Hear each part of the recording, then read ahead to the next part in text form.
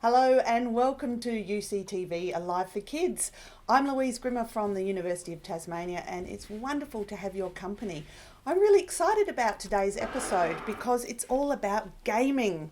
Today on UCTV Alive for Kids, I'm really excited to welcome Associate Professor Kristy de Salas from the University of Tasmania. Hi, Hello. Kristy. Hi, Lou. Thanks so much for coming on the program today. This is a really exciting topic because, of course, we're talking about gaming, which is your area of expertise. Absolutely it is. Now, you're an associate professor in, and I'm going to get this right, in ICT, in the School of ICT, which stands for Information, Communication and Technology. Absolutely perfect, yes. Kristy, how did you first become interested in gaming? It's a long-winded story, but in short, I really am interested in people, strangely, and I'm interested in how people play.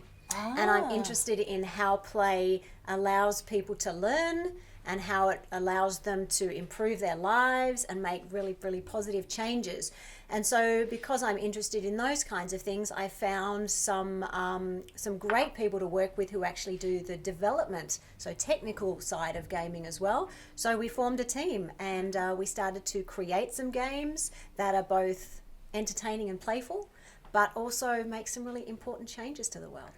This is a great topic, and when my 10-year-old son watches this episode, he is going to use this as a good reason why he should be allowed to game even more at home. Absolutely. So you've got a presentation for us. I do. Let's take a look at that. Let's do the presentation, and then once Kristy's finished the presentation, we'll have our usual 5-minute break where you can think of some questions for Kristy. So take it away, Kristy. Wonderful. Well, thank you so much, Lou. And hi, everybody. I'm so pleased to be here today. It's really lovely to spend some time with you. So who am I? As Lou said, I work at the university, but I also do a whole range of different kinds of things in the area of gaming. So I run a research group at the university and we do lots and lots of investigation and creation of games for a whole range of different kinds of purposes. I also am producer for a Hobart-based Tasmanian games development company, and we're called Giant Margarita, and we create lots of different games with Sony and Microsoft and Nintendo. I'm also a member of what we call Enterprise Tasmania, and in Enterprise Tasmania we get a whole lot of really fun and creative and exciting people together to create a whole range of different kinds of technologies, and some of those are games as well. And I'm on a whole range of different kinds of organisations where we all try to develop games together and build an exciting industry in Tasmania. So some of the pictures you see here, the top one here is me in Boston, in the United States. I get to travel all over the world and wear very strange and funny wigs and clothes and meet thousands and thousands of other game developers. We showcase the things that we do right here from Hobart. And we get to play with some of the biggest organisations in the world who are really, really interested. And one of the most coolest thing about being in the area of games development is you don't actually have to live or work anywhere else than just in Hobart. You get to do all of these amazing things right here. But I get to travel a lot, which is really fun as well. The picture in the middle is one of me with some of my research colleagues, and as you can see, they like to strap me into wires and electrocute me and do lots of strange poking and prodding to see how people's brains actually respond to different parts of games. So we're not just interested in just the creation of it, but we're interested in what it actually does and to and for people. So we do lots of really fun kind of science experiments along the way as well. And at the bottom is some members of my team, and this is where we've actually created some games and actually put them out into the world. People actually play them. There's something like 200,000 people in the world that are currently playing the games that we've created here in Tasmania. So there's so many cool and fun things to do in games. So let's have a look at who plays games. Lou, who do you think plays games? Everybody. Oh, what an amazing answer. You're absolutely right. This infographic here I think is a really fun thing to take a look at, because some people think that gaming is just for young boys and that girls aren't allowed to be included, old people aren't allowed to be included, parents aren't allowed to be included, and that's actually not the case at all. We've got some amazing different kinds of games in different genres of games that allow people to play together or play by themselves or play with their friends over the internet. There's many different ways to play games. So if we take a look at some of this picture, there's some really interesting and important information in here for us. So what we can see is that games can actually help people learn things as well. So a lot of games are actually have some kind of education, and many of you have probably played these as well, whether it's a game to maybe help you read, or maybe it's a game to help you learn some maths, or maybe it's a game to kind of improve your mood when you might be feeling a little bit sad. So there's lots of different kinds of games that people play as well. Parents really love playing games because it gives them a space to kind of play with their kids, and so lots of parents are really interested in gameplay as well. 2 out of 3 people actually play games in a regular kind of way. Wow, that's a pretty big statistic. It really is, isn't it? And it's not one we would expect. No. But if you think about the way we play games, we can play games on our phone, we can play games on our home computer, we can play games on our tablet, we can play games in a console in our lounge room, we can play sports games, we can play racing games, we can play arcade games. Games are really everywhere nowadays, and you don't just have to be sitting in a room by yourself to engage in those. And that's how so many people are now starting to play games. So the really important thing to understand here is games aren't just what they used to be thought of as just kind of sitting by yourself in a dark room playing a game. They're really social.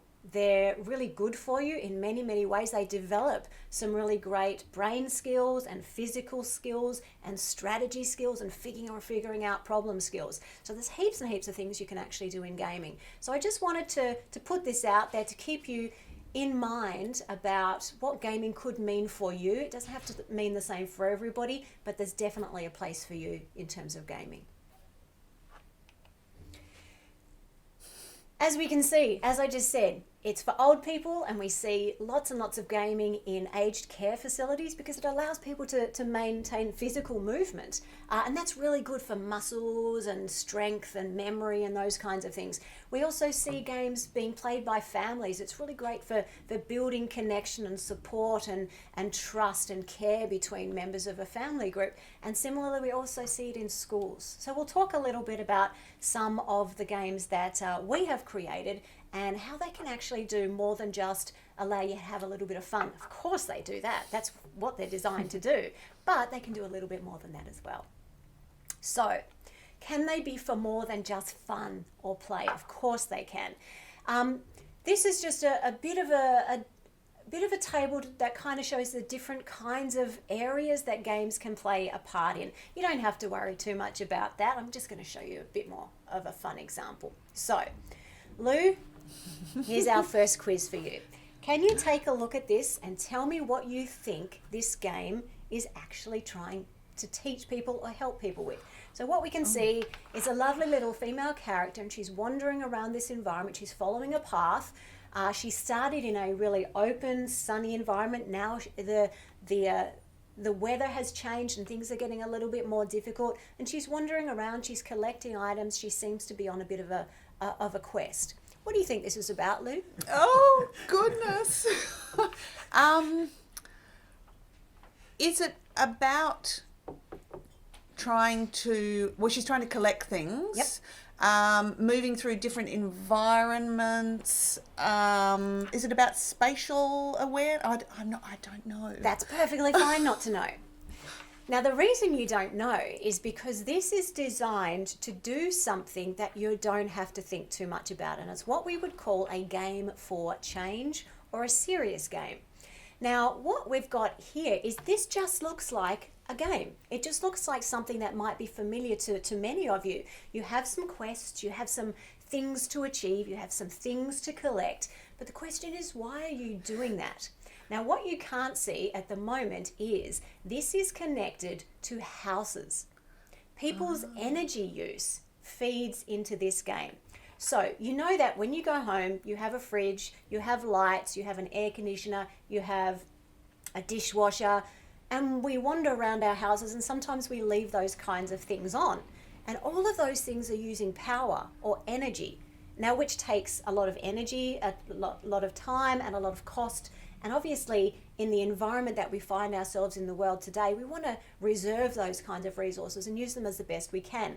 So there's a really big global push across the whole world for people to reduce their energy. Now, what we've found is just telling people that they should doesn't actually make them do anything at all. So what we've done is we've created a game that allows them to be benefited or to have some kind of advantage from turning lights off. So what happens in this game is you get a set of resources, things you can do, quests you can go on, but you can only achieve those quests by reducing the amount of energy that is being fed from your house. Wow. It's pretty cool, isn't it? Yes. So you're all probably familiar with your energy boxes outside your houses. Those are connected, and we can get information from those through the internet, and we can find out if they're going up or they're going down. If while somebody's playing this game, their household energy is going down, they get better resources. They can do things funner and faster, and they get more of things. And so this is just an interesting way for kids in a house who don't necessarily have a lot of opportunity to decide, should we buy this fridge or should we buy this dishwasher? But they can go, you know what, let's turn off that light. And that allows them to play, but it also does amazing things for the world. That is brilliant. It's pretty cool, isn't it? I reckon my son's going to get right onto that. Pretty cool.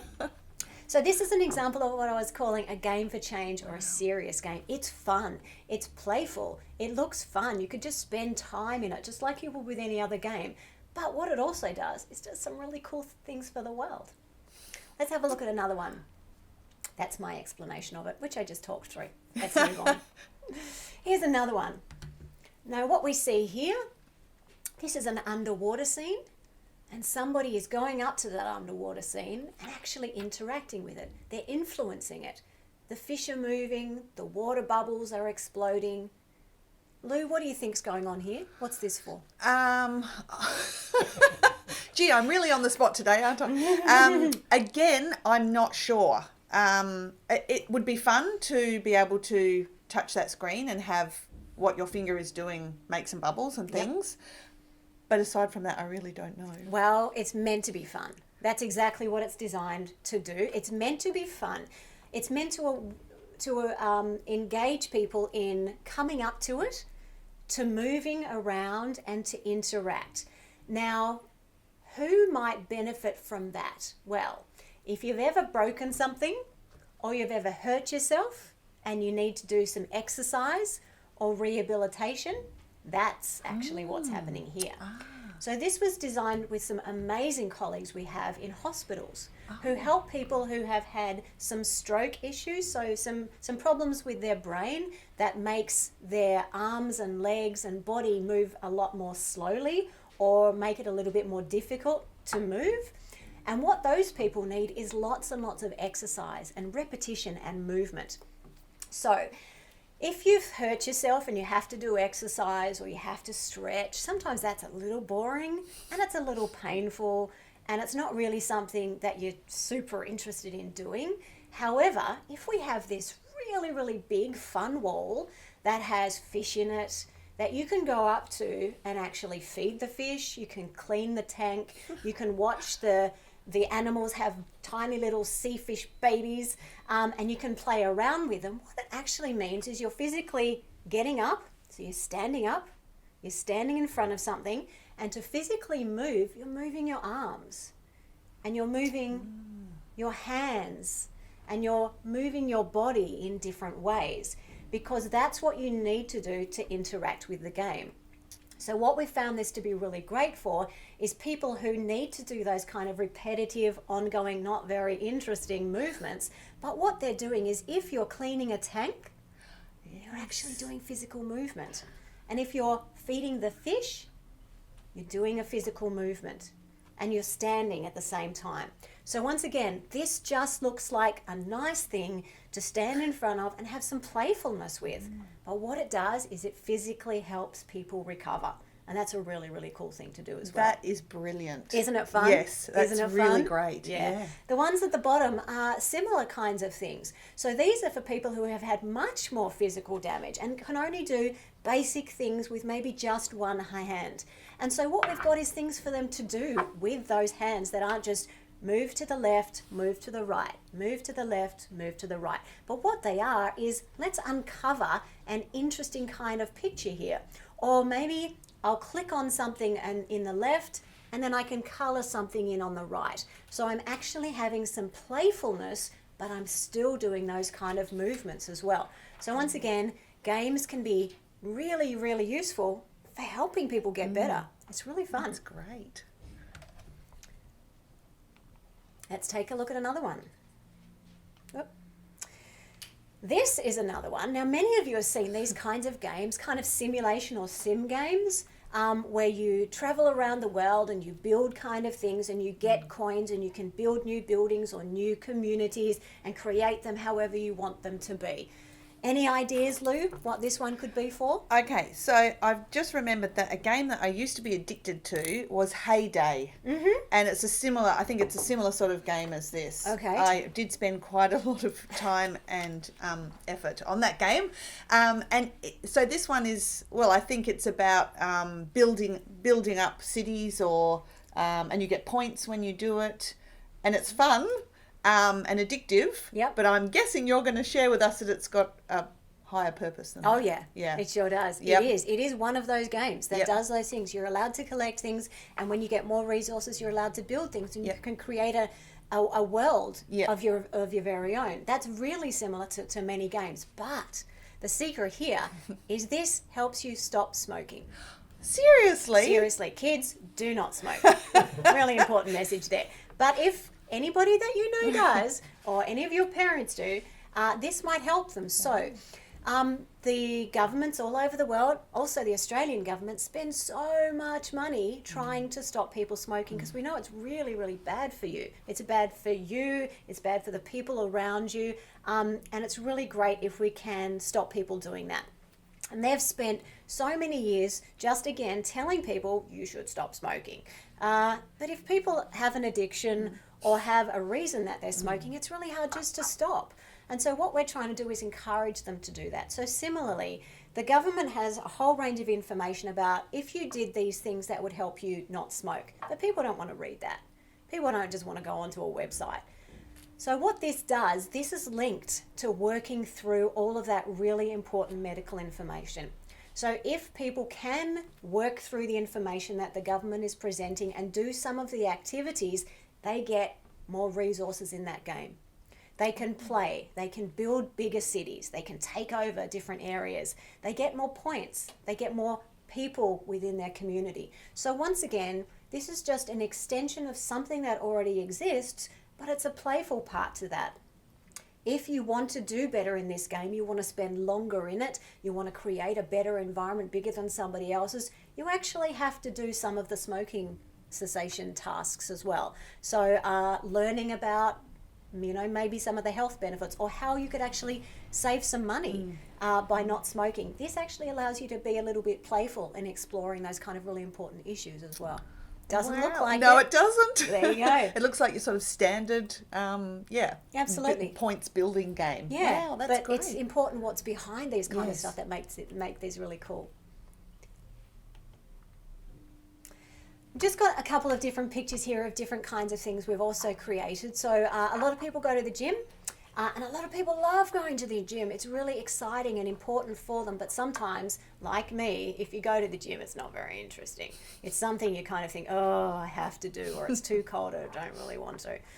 And so what we're trying to do is make the gym a little bit more fun as well. So in these pictures, what you can see is rather than just going to a gym and working on a rowing machine, like this kind of thing, what we've done is actually put a gamified paddle on it. So it's one of those Wii remotes for anybody you who's have seen a two. Wii. There's a paddle there. Exactly. I didn't see it's that. a real paddle. So Yeah. rather than just doing this, what you do is you have a real paddle. It's gamified, so it picks up all of your strokes and it connects to what they can see in front of them, which is a video projection of an actual game. So rather than just paddling, you're actually playing a game while you're doing it. And similarly, the other picture is where we're doing the same kind of thing, but in a bicycle setting. So rather than just, pedaling away on a bike in a gym or at home even, you can actually just put this screen in front of you with a game.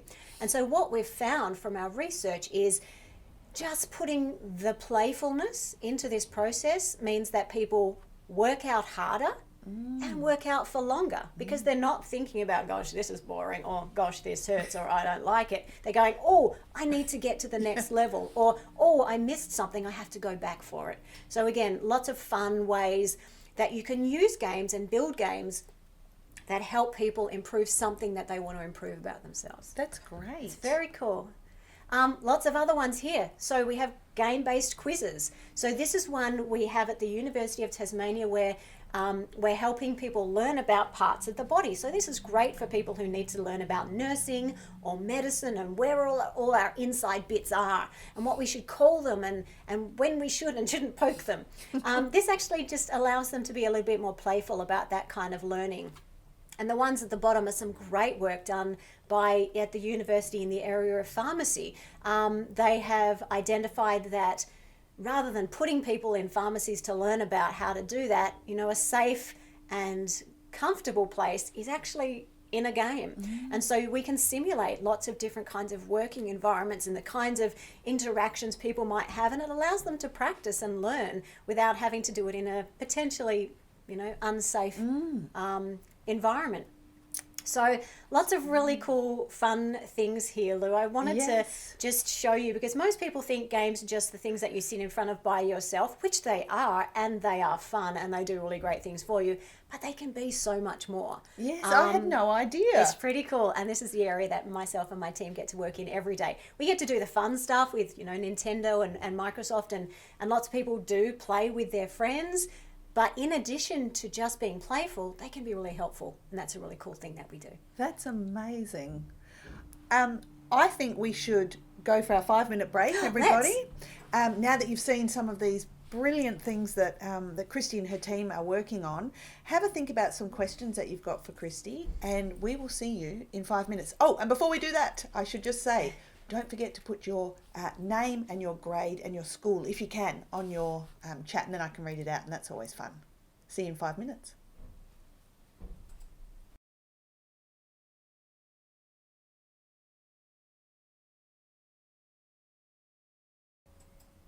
Hi everyone, welcome back. We've got a few questions here for Kristy. I'm going to start off with the first one. Kristy. Yes. Can you play, this is a big question, can you play too many games? Oh, that's a really, really good question. Of course, everything in life you need balance. So we don't want you to just do nothing but play games. You've got friends, you've got family, you've got the world out there you should be exploring and doing really cool things. But a lot of people think games are bad for you, and they're actually not.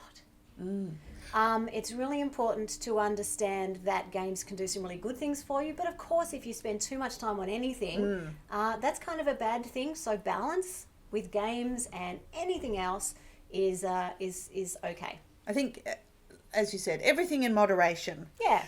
Here's another one.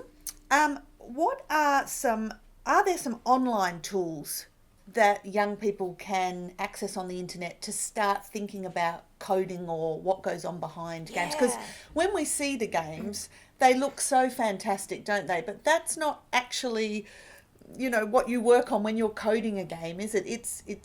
The screens don't look like that when you're putting that all together. Yeah, absolutely. So what are some things online that... Heaps and heaps of different resources, and it's so amazing the opportunities that anybody at any place, at any age can actually use. So all you need to do is basically do a Google search for game development tools. There's some really, really good ones. So Scratch is a really great example. Scratch is a really easy to learn kind of process where you just drag and drop parts of what you'd like a game to be about, and it kind of creates it for you.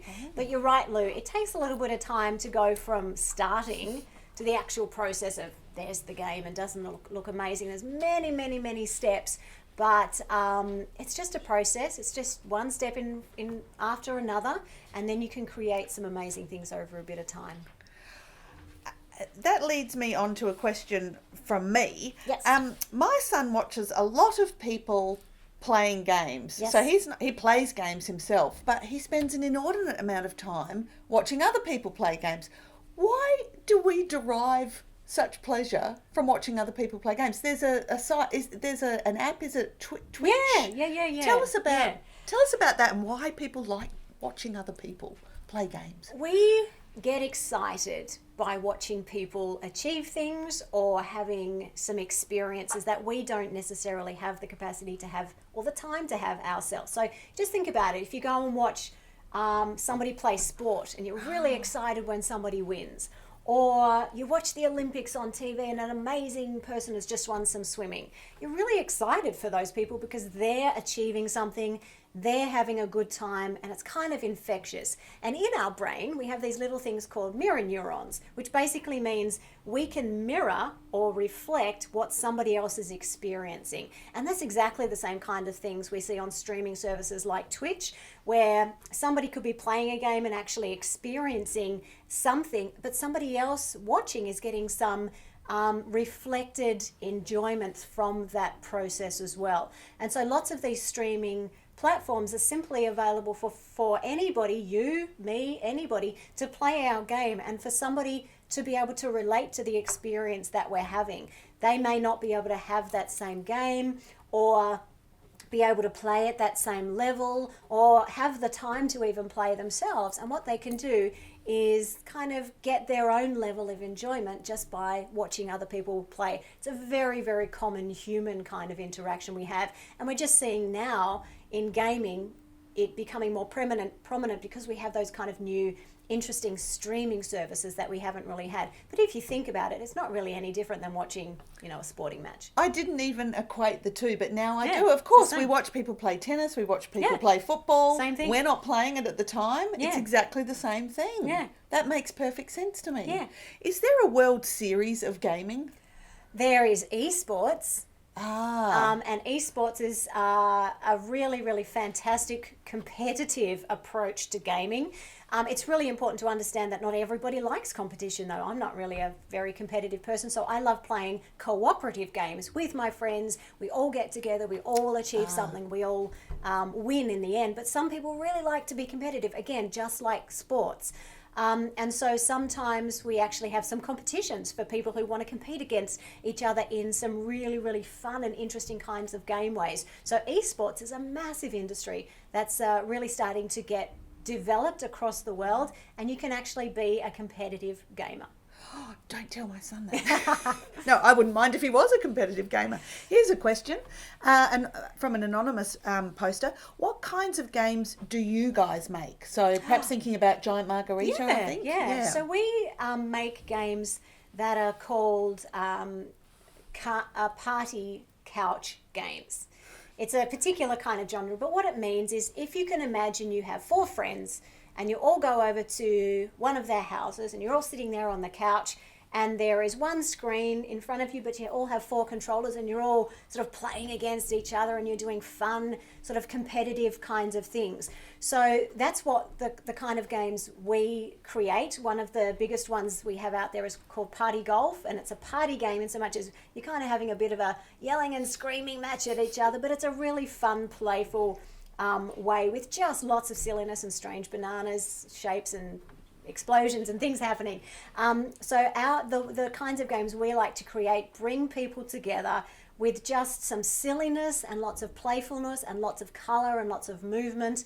And so there's lots of kind of games. So one is Party Golf, another one is Party Poppers that we're about to release. Another one's Party Crashers, where you can sort of crash. But again, the same kind of thing is it's about getting people together in the same room. You can do these kinds of games online, but we really want people to spend a little bit of time socially together because we think that's a really important part of gaming as well. The comment that's just come in from the poster is, wow, that sounds so fun. Yes, it does. Yeah, they're fun. How do you access those games? Lots of different ways. So for anybody who's interested in gaming and where you can get them, we have them available in most places. So you can actually download copies of them through Steam for your PC. Yep. You can actually get them for your console. So we have them on the Nintendo Switch, the Xbox from Microsoft, and we also have them on the Sony PlayStation 4 and 5. So most places where you can get games, you can actually get copies of the games made right here in Hobart. And there's heaps of studios in Hobart, which is really cool, and Launceston.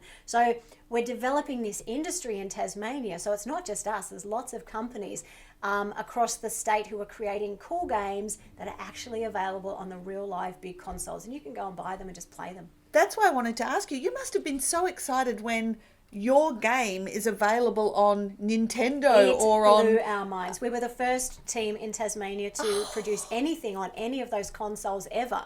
And it was a little team of, 3 to 5 people in Hobart. And that had never been done before. And we just did it to see whether we could. And you can. So you can just live here, work with your friends, play with your friends, and create stuff that goes all over the world. It's pretty cool. And how did you get the big companies to find out about your game? So that first picture I showed you of me going to different kinds of expos over the world, that's where they go. Right. And they're always on the lookout. So we did a whole lot of pre-work to kind of get them to notice us. So when we were able to go to those big expos, they already heard about the work that we'd done. We'd created a small demo or a prototype and provided it to them. And then they just sat around for 3 days and kind of watched how people played our prototype game and went, oh yeah, I think people seem to be really liking that. It's bringing people in, it's doing what you want. Now let's see how we can help you go further. That's really exciting. So I forgot about that. But, back when we could fly, there were all those sort of trade shows or whatever they're called in your field, where developers are walking around looking at, you would have had a stall. We sure did. Or a stall, whatever it's called, and you would have set up and had people playing the games and then talking to the big companies about what your game was. Exactly How what happened. super exciting. And it was really cool because they came in secret. Oh, so you didn't know. We were hoping they would be there, but of course we would never know. And this lovely gentleman from Sony, hi Spencer, if you're out there in the world, just came and watched and just saw people and then kind of went, how can we help you? And we nearly had a bit of a cry. We were very excited. I would have had a big cry. That's sort of like a mystery shopper. I guess you wouldn't want to, if you're from Sony, you wouldn't want to walk around in a suit and tie advertising that you're from Sony. You'd want to just look like a gamer, right? Yeah. Oh, that's really, that's a great story. It was a fun experience. Now, I have got a question that's come up here that says, is there any benefit in playing shooters? Now, I'm assuming that they're talking about shooting games. Yeah. 3D shooting games. Absolutely there are. Any kind of game allows your brain to engage in particular activities. So, for example, in a shooting game, what you're trying to do is build a strategy about how to survive. And so it's not just sort of mindless blowing everything up. It's you need to survive. You have a quest or a task to complete. You have to be very clear in your brain about how to do that. And you're often not doing it just by yourself. You have a crew with you. So you have to collaborate and you have to work as a team and you have to figure things out together. And so there's a social aspect. There's a cognitive or brain thinking kind of aspect. And there's a motor or physical movement kind of aspect, because you actually have to be really physically moving while you're doing kinds of things. And you have to have really good response times as well. So I know we always hear that there are different kinds of games that you probably shouldn't be playing. Let me put this straight for you right now. There is absolutely no evidence that playing games is bad for you or makes you behave in any negative way whatsoever. It is not games that do that. But there are many positive things physically, mentally, socially that come when you play shooter games or any other kind of game. Thank you for sharing that with us. That was a wonderful question. That was a good question. Kristy, if Yes. People who are watching today, young people watching, if they're thinking about that they might want to get into gaming or to doing what you're doing, what sort of subjects do you need to be thinking about as you move through school? What are the sort of things? I mean, maths is, I guess, one, but surely there are other things too. Oh, so many others. I think the really important message here is gaming is not just about programming. It's just not a coding thing. If you look at a game, even ones that you play or some of we've looked at today, they obviously have some coding to get things to move in a particular way, but they have a massive amount of art. So if you are a graphical kind of person who loves art, there is a place for gaming for you, because we need people to create the art. Most games have a soundtrack, or they have audio, or they have sound throughout the game, which means we need people who love music. We need people who know how to manage the process of a game. So people who are interested in management or processes have a role to play in gaming as well. We have people who, we need to make sure that things work. So we need to make sure this works the same. So people who are really interested in things like testing, there's a place for you in gaming as well. And of course, the technical development that underpins most of that as well. So of course, we need programmers as well. So there is no one set of skills that we need. We need everybody. We can only ever be one part of this game making puzzle. That's why our team have developers and designers and musicians and producers. None of us do the same thing at all. So a great game development company is really diverse, really inclusive, understands that many people have many, many different ideas, and it's only when you put those together do you get an amazing kind of output. So there is no subject. It's about following your passion, doing the best you can in that, and no doubt there will be a place in gaming for you. That's a really good answer, because I think a lot of people just do tend to think, oh, well, you've got to be really good at maths. Nope. And then you go to university and you do computing. Nope. And you've just talked about all of the you can other be anything. skills. You can be anything. Yeah, I was just thinking of project managers. You need, as you mentioned, Yeah. you need someone to actually keep the team together and keep them on task. And, Absolutely. And, all And of then those. you need people like you to market our games That's as well. it. Put We them out need into the world. marketers. That's it. Exactly. I could be involved as well. You sure can, Lou. And my last question, just before we end for today, I guess this is sort of a two-part question. Do you know of any sort of groups of kids who've put together some games, or what sort of age can you start to Oh think my about? gosh. You don't have to wait till you're our age, Not do at you? all. Not at all. There's this amazing thing that's called the Australian video game. I can't remember exactly the name, but it's something like video game competition. Just have a look for it. It's those kinds of words. But it's really amazing because, STEM video game competition. I'm getting closer. I think that's what it is. Lots and lots of schools actually support these kinds of activities. And so what they do is lots of schools get groups of people who are interested in this kind of thing to create a game, and they submit those games as part of a competition that happen across the whole of Australia. And so any kind of school can enter, any kind of class can enter. You just need a couple of people who are interested, and that ranges from small groups of quite young people to larger groups of more sort of older level students, but anywhere and anyone in those kind of age groups can start just by having a bit of a play. And there are really great support services out there, not support services, but support kind of resources to get you started. Just ask your teacher, ask people like me. In Tasmania, we have the Tasmanian Game Makers. There's buckets of us around who are interested in different parts of gaming as well, so you can always come and ask. Oh, that's awesome. I'm glad I asked that question. We've had one question come in really quickly. We've got about 30 seconds. Do you have any upcoming game jams? Yes, we do. We are just at the moment organising one for the Tasmanian Game Makers. So you can actually get access to us through Facebook or Discord. Just look up Tasmanian Game Makers. And we're just about to announce a Tas Jam in early December. And that's a place that you can come and actually just play or meet people or create your own things or figure out how your skills, what you're amazed by, can actually be part of a game. So absolutely keep an eye out for those. Oh, good. That was a great question. Perfect. Well, Kristy, thank you so much for coming in today. You're most welcome. I've learned a lot, as usual, on this Good. program, and I hope you've all learned a lot too. What a wonderful presentation. Thank you, Kristy. It'd be Thanks. great if you could come back again, I think. Now, we have got our next episode is coming up in 2 weeks' time, but it's going to be on a Tuesday instead of on a Wednesday.